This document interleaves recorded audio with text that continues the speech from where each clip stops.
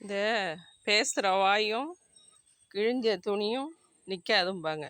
அதுக்கு என்ன பொருள்னு கேட்டிங்கன்னா, கிழிஞ்ச துணியை திருப்பி திருப்பி தைச்சாலும் தைச்ச இடம் அந்தாண்ட போக கிழிஞ்சிக்கிட்டே தாங்க இருக்கும். அதுக்கு கொஞ்ச நாளைக்கு கூட யூஸ் பண்ண முடியாது, தூக்கி போட்டுற வேண்டியதாங்க.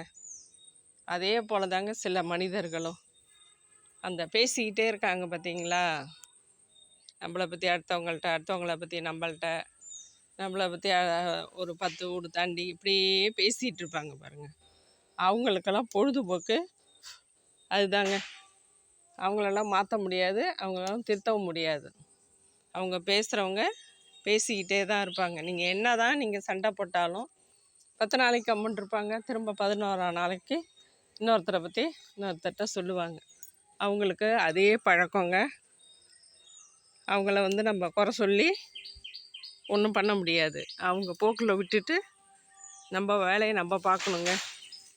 அவங்க வேலையை அவங்க பார்க்கட்டணும், நம்ம வேலையை நம்ம பார்க்கணும். அடுத்த தடவை ஏதாவது சொன்னாங்கன்னா, உங்களுக்கு வேறு வேலையே இல்லையா, போயிட்டே இருங்கன்னு சொல்லிட்டு நம்ம வேலையை நம்ம பார்க்கணுங்க.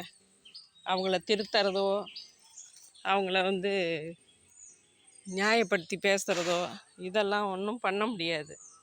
அவங்க குணாதிசயங்கள் அவ்வளவுதான். அவங்க பிறந்ததே குறை சொல்வதற்காகத்தான். அடுத்தவங்கள பற்றி பொருணி பேசுகிறான்னா அவங்களால தூங்க முடியாது, நிம்மதியாக இருக்க முடியாது, பொழுது போகாது. இன்னும் சொல்லப்போனால் அவங்களுக்கு பொழுது போகாதுங்க. அதனால் அவங்க அதை பேச தான் செய்வாங்க. நம்ம அதை பற்றி கவலைப்படக்கூடாதுங்க.